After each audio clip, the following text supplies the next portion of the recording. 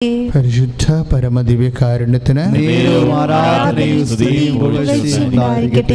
പ്രിയപ്പെട്ടവരെ ഇരിക്കുക. ഓൺലൈനിൽ ധ്യാനം കൂടുന്നവർ മൊബൈൽ കറക്റ്റായിട്ട് വെച്ചിട്ട് സ്വസ്ഥമായിരുന്ന് കൂടണം.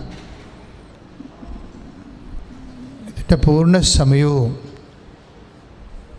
ധ്യാനത്തിൽ ഏകാഗ്രതയോടെ പങ്കെടുക്കാൻ കർത്താവ് നിങ്ങളുടെ ഹൃദയത്തെയും അധരങ്ങളെയും കർണപ്പുടങ്ങളെയും പ്രത്യേകമായി അനുഗ്രഹിക്കട്ടെ എന്ന് പ്രാർത്ഥിക്കുന്നു. പ്രിയപ്പെട്ടവരെ, നമുക്ക് രണ്ട് തരം ഫീലിങ്സ്, ക്യാപിറ്റൽ ഫീലിങ്സ് ദൈവത്തിൽ നിന്ന് ലഭിക്കും. രണ്ട് തരം ഫീലിങ്സ് കിട്ടും. ഞാൻ ക്യാപിറ്റൽ ഫീലിങ്സാണ് പറഞ്ഞത്. അതായത് ഏറ്റവും തലപ്പെട്ടായിട്ടുള്ള ചില വികാരങ്ങൾ, അനുഭവങ്ങൾ. അതിലൊന്ന് ടോട്ടൽ ഇൻഡിഫറൻസാണ്. Total indifference. രണ്ടാമത്തത് ടൈറ്റ് ഇൻറ്റിമസി. ഇത് രണ്ടും നമുക്ക് ദൈവാനുഭവത്തിൽ നിന്ന് ലഭിക്കുന്ന, ദൈവത്തിൽ നിന്ന് ലഭിക്കുന്ന രണ്ട് സ്നേഹബന്ധത്തിൻ്റെ രണ്ട് നല്ല റെലംസാണ്. ദ റെലംസ് ഓഫ് ഗോഡ്സ് ലവ്, ദൈവമായിട്ടുള്ള ബന്ധത്തിൻ്റെ ദ റെലംസ് ഓഫ് റിലേഷൻസ്, ദൈവത്തോടുള്ള ബന്ധത്തിൻ്റെ രണ്ട് തട്ടുകളാണ്, രണ്ട് ഫീലിങ്സാണ്. ഒന്ന് ടോട്ടൽ ഇൻഡിഫറൻസ്, രണ്ടാമത്തത് ടൈറ്റ് ഇൻറ്റിമസി. ഈ ടൈറ്റ് ഇൻറ്റിമസി നമുക്ക് മനസ്സിലാക്കാം. എന്ന് വെച്ച് കഴിഞ്ഞാൽ ഏറ്റവും ആത്മബന്ധത്തോടു കൂടിയുള്ള ദൈവത്തോടുള്ള അടുപ്പം, ടൈറ്റ് ഇൻറ്റിമസി. അത് കുറേ അധികം അനുഭവങ്ങൾ നമുക്ക് എക്സാമ്പിൾ ബൈബിളിലുണ്ട്. പക്ഷേ അപകടം ടോട്ടൽ ഇൻഡിഫറൻസാണ്.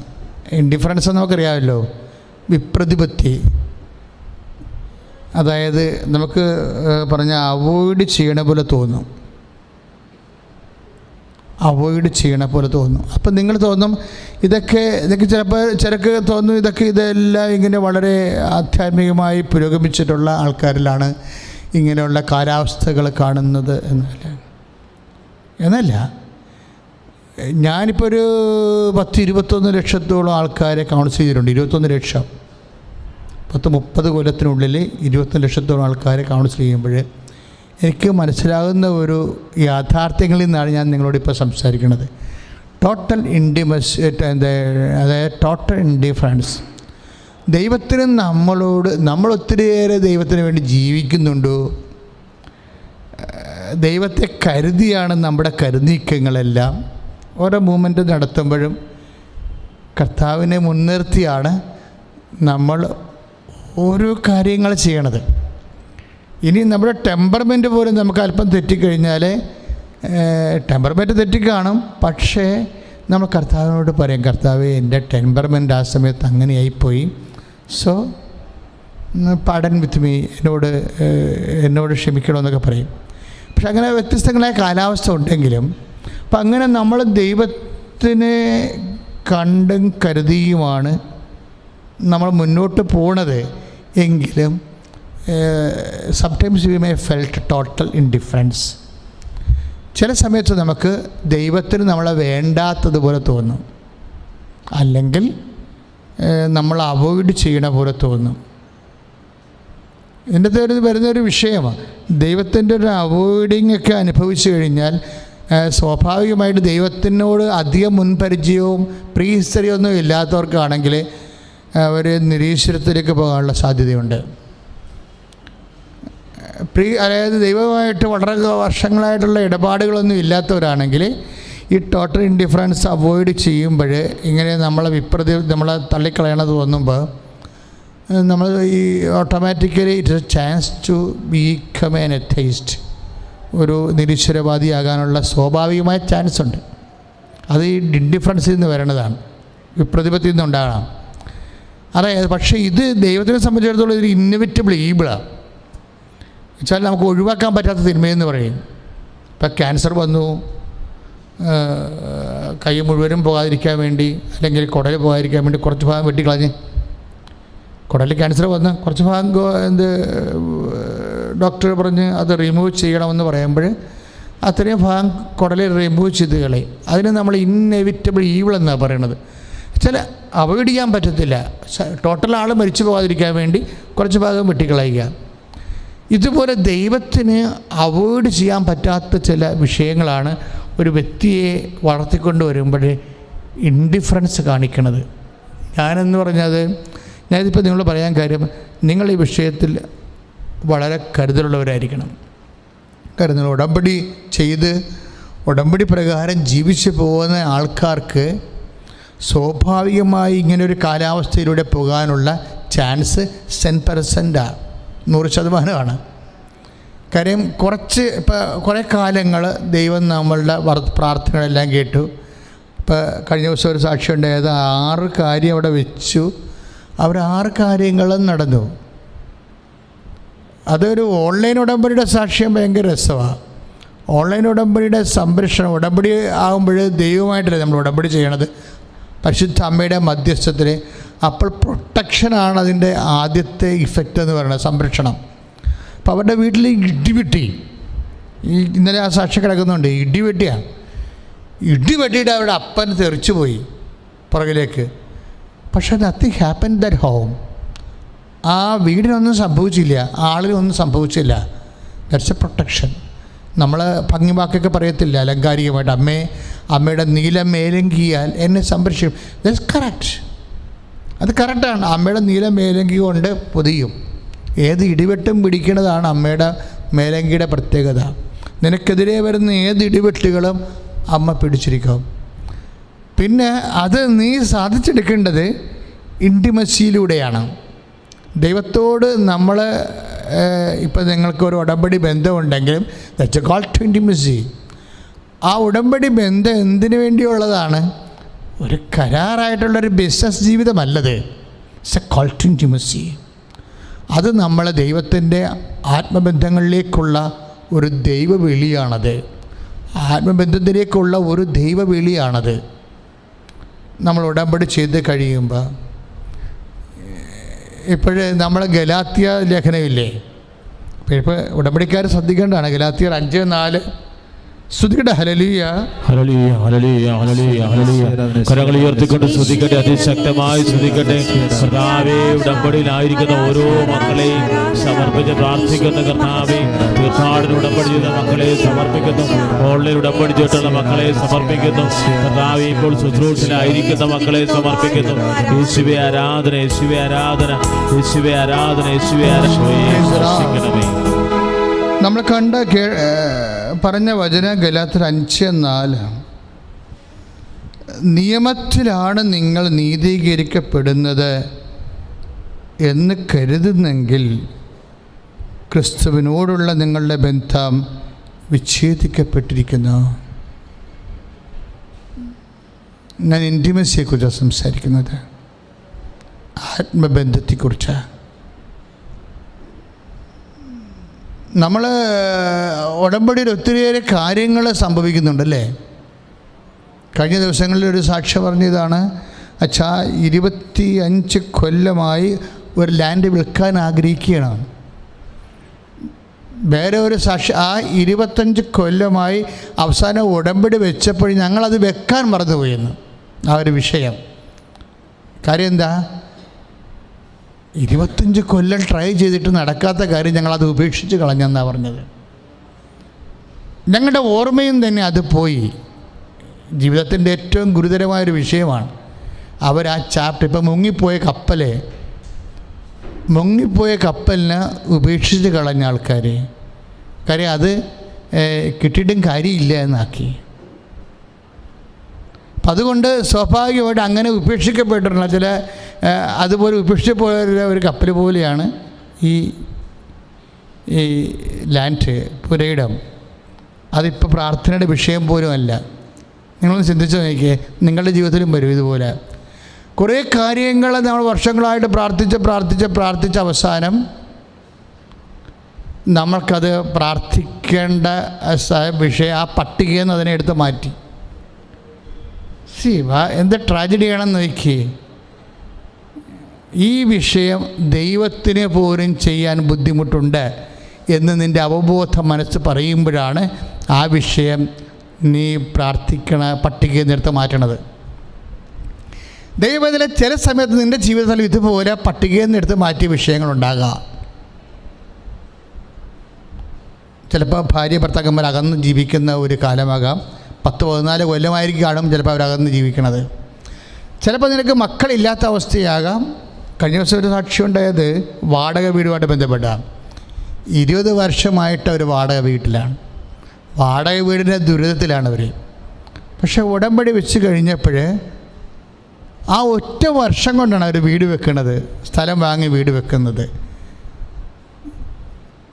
അപ്പോൾ എത്ര ഈ ഉടമ്പടിയിൽ ഒത്തിരിയേറെ കാര്യങ്ങൾ ഇതുപോലെ നടക്കും. പക്ഷേ എപ്പോഴും നാം വിചാരിക്കുന്നത് ആ വിൽക്കാൻ പറ്റാത്ത സ്ഥലമില്ലേ, ആ വിൽക്കാൻ പറ്റാത്ത സ്ഥലം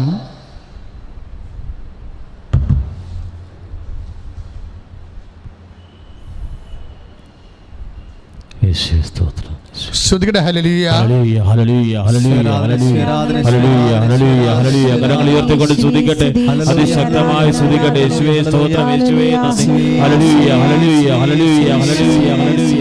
യേശുവേ മഹത്വം, യേശുവേ ആരാധന, ദൈവമേ ആരാധന, ദൈവമേ സ്തോത്രം. കർത്താവേ ഞങ്ങളങ്ങേ സ്തുതിച്ച് പ്രാർത്ഥിക്കുന്നു, ആരാധിക്കുന്നു, നന്ദി പറയുന്നു. ഹല്ലേലൂയ ഹല്ലേലൂയ ഹല്ലേലൂയ ഹല്ലേലൂയ. യേശുവേ യേശുവേ യേശുവേ യേശുവേ യേശുവേ യേശുവേ മഹത്വം, യേശുവേ സ്തോത്രം, യേശുവേ കർത്താവേ ദൈവമേ സ്പർശിക്കണമേ എന്ന് പ്രാർത്ഥിക്കുന്നു. ആത്മാവിന്റെ അഭിഷേകം നൽകണമേ എന്ന് പ്രാർത്ഥിക്കുന്നു. ഹല്ലേലൂയ ഹല്ലേലൂയ ഹല്ലേലൂയ ഹല്ലേലൂയ ഹല്ലേലൂയ. നമ്മൾ 25 വർഷമായിട്ട് അവർ പ്രാർത്ഥിച്ച് അവസാനം പ്രാർത്ഥനയുടെ പട്ടികയിൽ നിന്ന് മാറ്റിയ വിഷയമാണ്. ഉടമ്പടി പോലും അത് വെക്കാൻ ഒത്തല്ല, മറന്നുപോയി. കാര്യം അത് വർഷങ്ങളായിട്ട് പട്ടികയിൽ നിന്ന് മാറ്റിയതാണ്. പക്ഷേ പരിശുദ്ധമ്മ ആ വിഷയം ഏറ്റെടുത്ത്, ഇതാണ് ഉടമ്പടി റേഞ്ച് എന്ന് പറഞ്ഞതാ. പരിശുദ്ധമ്മ ആ വിഷയം ഏറ്റെടുത്തിട്ട് ഏതാണ്ട് 6 മാസത്തിനുള്ളിൽ ലാൻഡ് വിറ്റ് മാറി. 6 മാസമല്ല, അത് സാക്ഷ്യം കേട്ടപ്പോൾ അതൊക്കെ മുമ്പ് തന്നെ എടുത്ത് മാറ്റിയാവത്. ഞാൻ എന്താ ഇങ്ങനെ ഇപ്പോൾ പറയാൻ കാരണം എന്ന് വെച്ച് കഴിഞ്ഞാൽ അത്ഭുതങ്ങൾ പറയാനല്ല ഉദ്ദേശിച്ചത്, മറിച്ച് ഈ അത്ഭുതങ്ങളുടെ അപ്പുറത്ത് ഇത്രയൊക്കെ ദൈവം തിരുസന്നിധിയിലെ അടയാളങ്ങൾ കാണുമ്പോൾ ഇതെല്ലാം ക്വാളിറ്റി ഇൻറ്റിമസിയാണ്. കാര്യം ചില ആൾക്കാർ വിചാരിക്കുന്നത് അത്ഭുതങ്ങൾ നടന്നു, നമ്മൾ സാക്ഷ്യം പറഞ്ഞു, അപ്പോൾ ദൈവമായിട്ടുള്ള ആ വിഷയം കഴിഞ്ഞുവെന്നാണ്.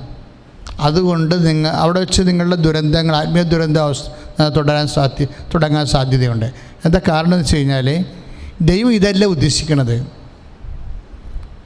ഈ അടയാളങ്ങൾ കണ്ട് അനുഭവിച്ച് അതിൻ്റെ സാക്ഷ്യം പറഞ്ഞ് കഴിയുമ്പോൾ നിങ്ങൾ ഓർക്കണത് നിങ്ങളുടെ ബന്ധം തീർന്നെന്നാണ്. അത് അങ്ങനെയാണ് നിങ്ങൾ ഓർക്കണമെങ്കിൽ തീർച്ചയായിട്ടും നിങ്ങളുടെ ബന്ധം തീർന്ന്. കാര്യം എന്താ, നിങ്ങളെ കപ്പ, കഞ്ഞി, വിവാഹം, കുഞ്ഞുങ്ങൾ, വീട്, ഇങ്ങനെയുള്ള സ്ഥാപന ജംഗമ വസ്തുക്കൾ ഉപയോഗിക്കുമ്പോൾ പൗലോസിൻ്റെ ഭാഷയിൽ പറഞ്ഞാൽ നശിച്ചു പോണ കാര്യങ്ങൾക്ക് വേണ്ടിയാണ് ദൈവവുമായിട്ട് ഇടപെട്ടത്. ഇനി ദൈവം ഉദ്ദേശിക്കുന്നത് നശിച്ചു പോകാത്ത കാര്യങ്ങൾക്കാണ്.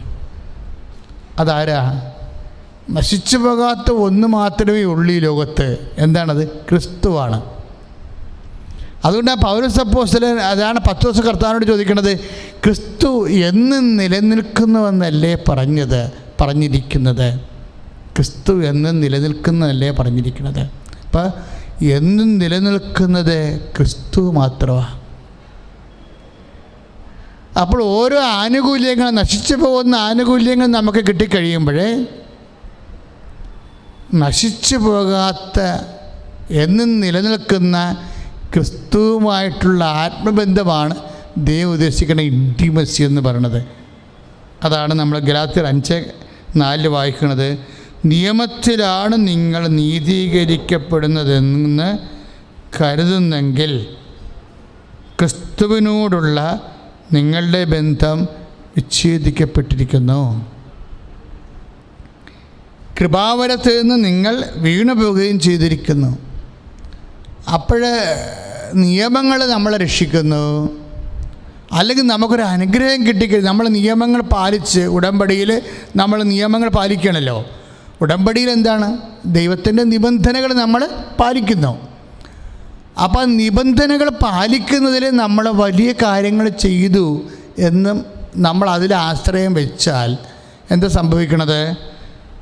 നിയമത്തിലാണ് നിങ്ങൾ നീതീകരിക്കപ്പെടുന്നത് എന്ന് കരുതിയെങ്കിൽ ക്രിസ്തുവിനോടുള്ള നിങ്ങളുടെ ബന്ധം വിച്ഛേദിക്കപ്പെട്ടിരിക്കുന്നു. അപ്പോൾ എന്താണ് ഉദ്ദേശിക്കുന്നത്?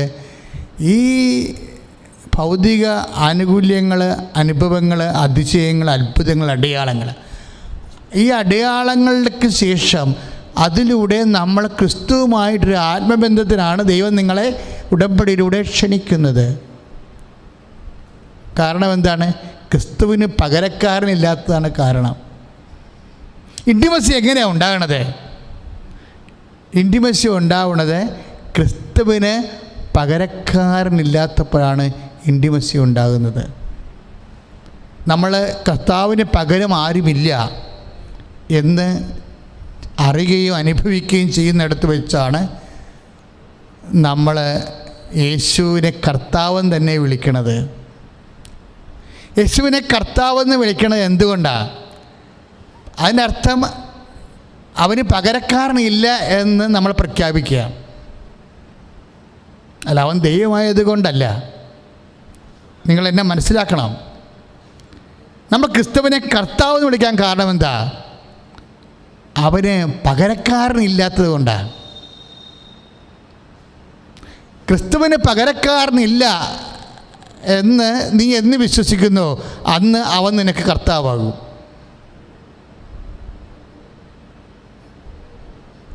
എന്താ ഇങ്ങനെ പറയാൻ കാരണം? അതായത് ഇപ്പം നമ്മുടെ എസെക്കിയലില്ലേ, എസെക്കിയൽ 14:14 അതിമനോഹരമായൊരു വചനം ഈ ദിവസങ്ങളിൽ ഞാൻ ധ്യാനിച്ചൊരു വചനമാണ്. സ്തുതിക്കട്ടെ, ഹല്ലേലൂയ, ഹല്ലേലൂയ, ഹല്ലേലൂയ, ഹല്ലേലൂയ, ഹല്ലേലൂയ. കരങ്ങൾ ഉയർത്തിക്കൊണ്ട് സ്തുതിക്കട്ടെ. പരിശുദ്ധ പരമദിവ്യകാരുണ്യത്തിന്, പരിശുദ്ധ പരമദിവ്യകാരുണ്യത്തിന് എസെക്കിയൽ 14:14 നോഹ, ദാനിയേൽ, ജോബ്. ആൾക്കാരൊക്കെ മനസ്സിലായല്ലേ? നോഹ പഴയ നിയമത്തിലെ ദൈവപുരുഷന്മാരായിരുന്ന ദീപ്തരായ ആരാണ്? നോഹ, ദാനിയേൽ, ജോബ് എന്നീ 3 പേർ അവിടെ ഉണ്ടെങ്കിൽ തന്നെയും അവരുടെ നീതി ഹേതുവായി അവർ മാത്രമേ രക്ഷപ്പെടുകയുള്ളൂ. നമ്മളെ നീതീകരിക്കുന്നത് ആരാണ്? ക്രിസ്തുവിൻ്റെ വിശുദ്ധമായ രക്തമാണ്. പ്രവാചകന്മാരും മോശസും അങ്ങനെ ഒത്തിരി പേര് വലിയ മനുഷ്യരുണ്ടായിരുന്നു. അവരൊന്നും കർത്താവല്ലായിരുന്നു. അതാണ് ക്രിസ്തുവിന് പകരമില്ലെന്ന് പറയാൻ കാരണം. അതാണ് നോഹ, എസെക്കിയൽ 14:14 നോഹ, ദാനിയേൽ, ജോബ് എന്നീ 3 പേർ അവിടെ ഉണ്ടെങ്കിലും തന്നെയും അവരുടെ നീതി ഹേതുവായി അവർ മാത്രമേ രക്ഷപ്പെടുകയുള്ളൂ. അവർ നീതിപൂർവ്വം ജീവിച്ച കാരണം ദൈവം അവരെ രക്ഷപ്പെടുത്തും. പക്ഷെ ആ ജനത രക്ഷപ്പെടത്തില്ല. അവിടെയാണ് പ്രശ്നം വരുന്നത്. അടുത്ത വചനം അതിനേക്കാൾ രസമാണ്. എന്ന് ദൈവമായ കർത്താവ് അരുളി ചെയ്യുന്നു. അപ്പോൾ ക്രിസ്തുവിൻ്റെ രക്തമാണ് നമ്മളെ നീതീകരിക്കുന്നത്. അതിന് പകരം ആരും ഇല്ല. ആരുടെ സാക്ഷ്യപ്രവർത്തനങ്ങളും അതിൻ്റെ പകരമാകുന്നില്ല. ഇതുകൊണ്ടാണ് യഹൂദ ജനതയ്ക്ക് വേണ്ടി നമ്മൾ പ്രാർത്ഥിക്കണമെന്ന് പറയാൻ കാരണം അവർ ക്രിസ്തുവിനെ സ്വീകരിക്കുന്നവരെ രക്ഷിക്കപ്പെടാത്ത ജനമായി നിലനിൽക്കും. അവർക്ക് പ്രവാചകന്മാരുണ്ട്, അവരിലാണ് അവർ ആശ്രയിക്കുന്നത്. ശരിക്കും നമ്മൾ ചില സമയത്ത് നീതിയിലെ നിബന്ധനകളിൽ ആശ്രയിക്കും. ഉടമ്പടി പോലെയുള്ള നിബന്ധനകളിൽ ആശ്രയിച്ച് കഴിയുമ്പോൾ നമ്മൾ വലിയ കാര്യങ്ങൾ ചെയ്ത് നമുക്ക് തോന്നും. കാര്യം മാതാപിതാക്കന്മാരെ സ്നേഹിച്ചു, അല്ലേ, രോഗികളെ സന്ദർശിച്ചു, നമ്മൾ ദശാംശം നൽകി, പ്രേക്ഷിത പ്രവർത്തനങ്ങൾ ചെയ്തു, ഉപവിപ്രവർത്തനങ്ങൾ ചെയ്തു, അങ്ങനെ നിബന്ധനകൾ. അപ്പം നിബന്ധനകൾ നിറവേറ്റി കഴിയുമ്പോൾ നമ്മൾ ഏതാണ്ട് വലിയ ഉന്നതമായ ബന്ധമുണ്ടെന്ന് നമുക്ക് തോന്നും. പക്ഷേ ഈ നിബന്ധനകളല്ല, അപ്പുറത്ത് ഇതെല്ലാം ഒരു കൈച്ചൂണ്ടിയാണ്. എന്തിലേക്കുള്ളത് കൈച്ചൂണ്ടിയാണ്? 5:4 ഗലാത്യർ 5:4 എന്താ? നിയമത്തിലാണ്, നിബന്ധനകളിലാണ് നിങ്ങൾ നീതീകരിക്കപ്പെടുന്നത് എന്ന് കരുതുന്നെങ്കിൽ ക്രിസ്തുവിനോടുള്ള നിങ്ങളുടെ ബന്ധം വിച്ഛേദിക്കപ്പെട്ടിരിക്കുന്നു. അപ്പോൾ സൽപ്രവർത്തികളിലാണ്, അല്ലെങ്കിൽ ഉപവിപ്രവർത്തനങ്ങളിലാണ്, അല്ലെങ്കിൽ ദാനധർമ്മങ്ങളിലാണ് നമ്മൾ ആശ്രയിക്കണതെങ്കിൽ, അതിൽ മാത്രമാണെങ്കിൽ ക്രിസ്തുവിനോടുള്ള ബന്ധത്തിൽ നമ്മൾ വിച്ഛേദിക്കപ്പെടും. എപ്പോഴും വരണത് ഈ ഇൻറ്റിമസി എന്ന് പറയുന്നത് ക്രിസ്തുവിനോടുള്ള ബന്ധമാണ്. നമ്മുടെ നിബന്ധനകളും അതുപോലെ തന്നെ ഉടമ്പടിയും എല്ലാം ക്രിസ്തുവിനോട് ഉള്ള ബന്ധത്തിൻ്റെ ആഴം, അതിൻ്റെ അതുപോലെ തന്നെ ആ ബന്ധത്തിൻ്റെ ഊഷ്മളത വർദ്ധിപ്പിക്കുന്നതിനാണ് ഉപയോഗിക്കേണ്ടത്. പ്രാർത്ഥിക്കുക. കർത്താവായ ദൈവമേ, ഞങ്ങളുടെ ഉടമ്പടി ജീവിതം അടിസ്ഥാനപരമായി നിന്നോടുള്ള അടുപ്പവും ആത്മബന്ധവും വർദ്ധിപ്പിക്കുവാൻ ഞങ്ങൾക്ക് പ്രത്യേക അഭിഷേകം ഉടമ്പടി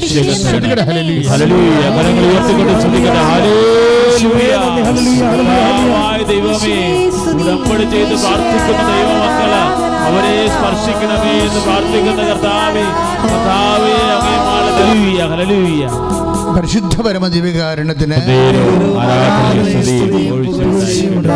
ഇനി ഉടമ്പടി നിബന്ധന പ്രകാരം നമ്മൾ നടത്തുന്ന ഉപവിപ്രവർത്തനങ്ങൾ, രോഗികളെ സന്ദർശിക്കുന്നു, വസ്ത്രമില്ലാത്തവർക്ക് വസ്ത്രം കൊടുക്കുന്നു, അതുപോലെ നമ്മൾ ചെയ്യുന്ന എല്ലാ ഉപവിപ്രവർത്തനങ്ങൾ അല്ലെങ്കിൽ സൽപ്രവർത്തികൾ,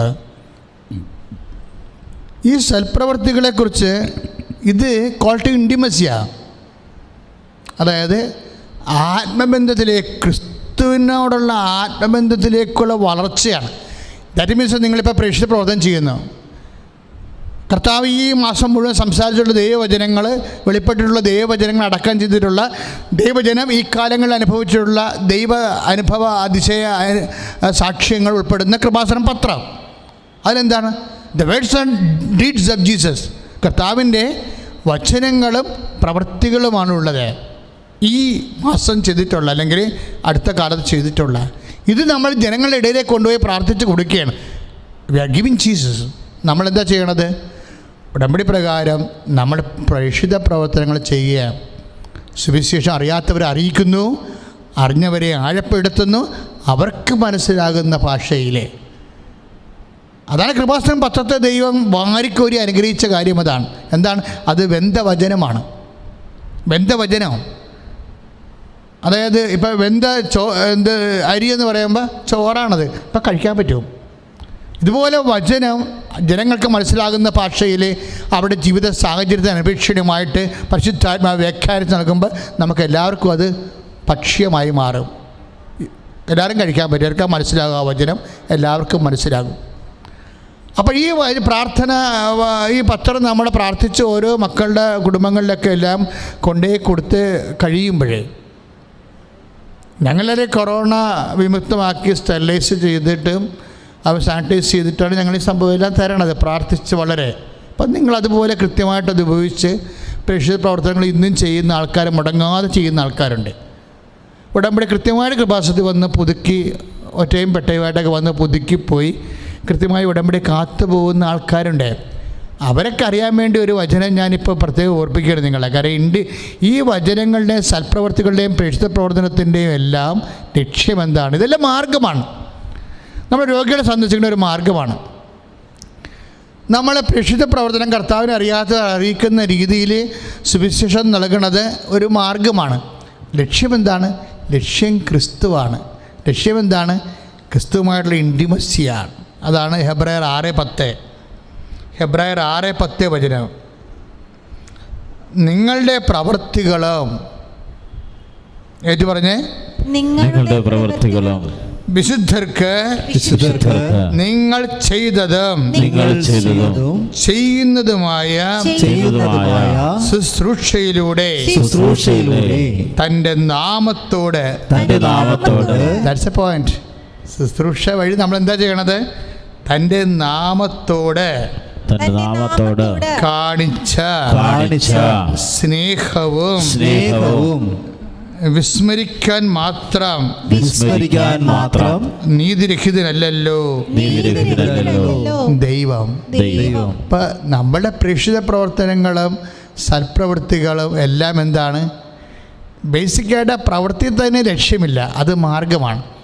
നമ്മൾ ആ പത്രം അല്ലെങ്കിൽ പ്രാർത്ഥിച്ച് മറ്റു മക്കൾ കർത്താവിനെ അറിയണമെന്നും പറഞ്ഞ് നമ്മൾ കൊടുക്കുമ്പോൾ, അല്ലെങ്കിൽ ഇപ്പം തന്നെ ഒരു മനുഷ്യന് വേദന കൊണ്ട് പൊളയുകയാണ്, മരുന്ന് കൊടുത്തിട്ട് പോലും വേദനയുണ്ടെങ്കിലും ചില പ്രേക്ഷിതർ ചെന്നിട്ട് ഉടമ്പടിയിൽ ആഴമായ ഉടമ്പടി മിനിസ്ട്രീസ് ഉണ്ട്.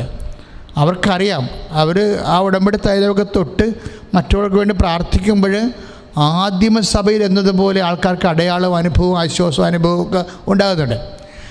അവരങ്ങനെ ചെയ്യുമ്പോൾ എന്താണ് അവർ ചെയ്യണത്? ആ സൽപ്രവൃത്തികൾ അവർ ചെയ്യുമ്പോൾ എന്താ ചെയ്യണത്? അവിടുത്തെ നാമത്തെ, അതാണ് ഹെബ്രായർ 6:10 പറയണത്. നിങ്ങളുടെ പ്രവൃത്തികളും വിശുദ്ധർക്ക് നിങ്ങൾ ചെയ്തതും ചെയ്യുന്നതുമായ ശുശ്രൂഷയിലൂടെ തന്റെ നാമത്തോട് കാണിച്ച സ്നേഹവും വിസ്മരിക്കാൻ മാത്രം നീതിരഹിതരല്ലല്ലോ ദൈവം. അപ്പൊ ഇങ്ങനെയുള്ള പ്രേക്ഷിത പ്രവർത്തനങ്ങള് എന്താണത്? അവിടുത്തെ നാമത്തോട് കാണിക്കുന്ന സ്നേഹമാണ്. അതാണ് ലക്ഷ്യം അതിൻ്റെ, അവിടുത്തെ നാമത്തോട്. അപ്പം ഇത് ചെയ്യുന്ന ആൾക്കാർ ശ്രദ്ധിക്കണം ഈ വിഷയം. അത് കോൾ ടു ഇൻറ്റിമസിയാണ്. അവിടുത്തെ ദൈവത്തിൻ്റെ നാമത്തോട് കാണിക്കുന്ന സ്നേഹമാണ് നമ്മളെ. പക്ഷെ ആ ഒരു ബോധത്തിലാണ് നിങ്ങൾ ഈ സൽപ്രവൃത്തികൾ പ്രേക്ഷിത പ്രവൃത്തികളൊക്കെ ചെയ്യുന്നതെങ്കിൽ നിങ്ങൾ കർത്താവുമായിട്ട് ഇൻറ്റിമേറ്റ് ആവും, ക്രിസ്തുവുമായിട്ട് ഇൻറ്റിമേറ്റ് ആവും. ക്രിസ്തുവിൻ്റെ നമ്മുടെ മുമ്പിൽ നിൽക്കുന്ന ഒരു സാധ്യതയാണ് എന്താണ്? കർത്താവിൻ്റെ ആത്മബന്ധം അനുഭവിക്കാനുള്ള ദൈവവിളി. ദൈവമായിട്ട് നമുക്കുള്ളൊരു ബന്ധം, ക്രിസ്തു എന്ന് പറയുമ്പോൾ ഒരു ദൈവമായിട്ടുള്ള ആത്മബന്ധത്തിൻ്റെ ഒരു ലളിതമായ സാധ്യതയാണ്. നോട്ട് സോ കോംപ്ലിക്കേറ്റഡ് ആയിട്ടുള്ള പ്രൊവിഷൻ അല്ല, ഒരു ലളിതമായ സാധ്യത. ഒരു വ്യക്തി കർത്താവിൻ്റെ നാമത്തിൽ ഒരു ഉപവിപ്രവർത്തനം ചെയ്യുമ്പോൾ അവൻ്റെ നാമത്തോട് ആ വ്യക്തി ആത്മബന്ധത്തിലാകുകയാണ്. പ്രാർത്ഥിക്കുക, കർത്താവേ അങ്ങയോട് ആത്മബന്ധത്തിൽ ആയിരിക്കുവാൻ എന്റെ പ്രേക്ഷിത പ്രവർത്തനങ്ങളെ ഉജ്ജ്വലിപ്പിക്കണമേ. എന്റെ പ്രേക്ഷിത പ്രവർത്തനങ്ങളെ ഉജ്ജ്വലിപ്പിക്കണമേ. പലരും ശ്രദ്ധിക്കേണ്ടത്, അയ്യോ കൊറോണ അല്ലേ, എവിടെ കൊണ്ടേ കൊടുക്കാനാണ്, എന്നാ ചെയ്യാനാണ് എന്ന് പറഞ്ഞിരിക്കും. പക്ഷേ ഇതിനുള്ളിൽ കുറേ കള്ളന്മാരുണ്ട്. ഇപ്പോൾ എന്ത് കള്ളന്മാരാണ്? എന്ത് കൊറോണ ആയാലും എൻ്റെ കർത്താവിനേക്കാൾ വലുതല്ലല്ലോ എന്ന് വിചാരിച്ചുകൊണ്ട് ഇപ്പോഴും തീഷ്ണതയോടെ പ്രേക്ഷിത പ്രവർത്തനം ചെയ്യുന്ന ആൾക്കാരുണ്ട്. ഇപ്പോഴും തീഷ്ണതയോടെ പ്രേക്ഷിത പ്രവർത്തനം ചെയ്യുന്ന ആൾക്കാരുണ്ട്. ഞാനാണെങ്കിൽ ഇവിടെ വന്നാൽ ക്യാൻസർ രോഗികളാണെന്ന് കണ്ടാൽ ഞാൻ തലയെ കൈവച്ച് പ്രാർത്ഥിക്കും. എന്താ കാര്യം? പക്ഷേ അത് കറക്റ്റായിരിക്കണം, അവർ ഉടമ്പടി എടുത്തവരായിരിക്കണം, അല്ലെങ്കിൽ ഉടമ്പടിയുമായിട്ട് ബന്ധപ്പെട്ട് നിൽക്കുന്ന ആൾക്കാർ കുടുംബങ്ങളിൽ നിന്ന് വരണമായിരിക്കണം. അല്ലാതെ നിങ്ങൾ ഓളോണേ സടം വന്നാൽ ചില പ്രാർത്ഥനയിലൊന്ന് വരും. കാര്യം എനിക്ക് പ്രധാനപ്പെട്ട കാര്യം നിങ്ങൾ ക്രിസ്തുവിനെ സ്വീകരിക്കുക എന്നുള്ളത് തന്നെയാണ്. ക്രിസ്തുവിനെ സ്വീകരിക്കണം വ്യക്തികൾ. അല്ലാതെ ഇരുട്ടുകൊണ്ട് വിട്ടടക്കാനോ അത്യാഹിതം വന്നപ്പോൾ കർത്താവിനെ ആശ്രയിച്ചു. അത് കണ്ടു കഴിയുമ്പോൾ പിന്നെ ദൈവമായിട്ട് ബന്ധമില്ല, മുമ്പത്തേക്കാൾ ലോകത്താനാ ജീവിക്കുന്ന ആൾക്കാരുമായിട്ട് സമയം വേസ്റ്റ് ചെയ്യാനില്ലാത്തത് കൊണ്ടാണ്. ആരും ഒന്നും പരിഭവപ്പെട്ട് കാര്യമില്ല. എൻ്റെ ഒരു ജീവിത ലക്ഷ്യമെന്ന് പറയുന്നത് ക്രിസ്തുവിനെ കൊടുക്കുക മാത്രമാണ്. അതിൻ്റെ പേരിൽ ഉണ്ടാകുന്ന ദൈവസ്നേഹവും അതിൻ്റെ പേരിലുണ്ടാകുന്ന മനുഷ്യസ്നേഹവും ഒക്കെ ഉണ്ട്, അതിനകത്ത് സംശയമില്ല. പക്ഷേ ക്രിസ്തുവിനെ വേണ്ടാത്തവരെ എന്നെ സംബന്ധിച്ചിടത്തോളം എൻ്റെ പ്രൈമറി കൺസേണിൽ വരുന്നില്ല ഒരിക്കലും. സെക്കൻഡറി ഇല്ലെന്നൊന്നും ഞാൻ പറയണില്ല. എൻ്റെ പ്രാഥമികമായ പരിഗണനയിൽ ക്രിസ്തുവിനെ വേണ്ടാത്തവർ വരുന്നില്ല. അതെന്താ കാര്യം? അത് ശുശ്രൂഷയുടെ ഒരു ആധികാരികതയാണ്. അതുകൊണ്ട് തന്നെ നിങ്ങൾ കൃപാസനത്തിൽ വരുന്നുണ്ടെങ്കിൽ നിങ്ങൾ അപ്പം തന്നെ നിങ്ങൾ ചിന്തിക്കണം, പരിശുദ്ധ അമ്മ വഴി ക്രിസ്തുവിനെ എന്നെ അമ്മ പരിചയപ്പെടുത്തും, അതോടുകൂടി ഞാൻ ക്രിസ്തുവുമായി ആഴമായ ബന്ധത്തിലാകും. അപ്പം ഇപ്പം മാത്രമല്ല, നിത്യത വരെ അവൻ തന്നെയായിരിക്കും എൻ്റെ കർത്താവ്. തോമസ് ശ്ലീഹായുടെ ജീവിതം പരിശോധിക്കുമ്പോൾ നമുക്ക് മനസ്സിലാകണമെന്ന് വെച്ചാൽ, തോമസ് ശ്ലീഹായ്ക്ക് ഈ ഇൻഡിഫറൻസും ഫീൽ ചെയ്തിട്ടുണ്ട്, ഇൻറ്റിമസിയും ഫീൽ ചെയ്തിട്ടുണ്ട്. തോമസ് ശ്ലീഹായുടെ ജീവിതമാണ് അപ്പോസ്തലന്മാരിൽ വെച്ച് എന്നെ കൂടുതൽ സ്വാധീനിച്ചിട്ടുള്ളത്. അതായത് ഒരേ സമയം തന്നെ തോമസ് ശ്ലീഹാ ഇൻഡിഫറൻസ് അനുഭവിച്ച ആളാണ്. ഇപ്പോൾ നമ്മൾ 20:28 വായിക്കത്തില്ലേ, യോഹന്നാൻ്റെ സുവിശേഷത്തിൽ 20:28. അതായത് ഈശോ പല പ്രാവശ്യം അവിടെ അപ്പോസ്തലന്മാരുടെ കൂട്ടായ്മയിൽ സന്ദർശിക്കാൻ വരുന്നുണ്ട്. എന്ത് ഡിഫറൻ്റായി തോമസിനോട് കാണിക്കണത്? അതായത് എത്രയോ പ്രാവശ്യം. ശ്രുതികട ഹല്ലേലൂയ.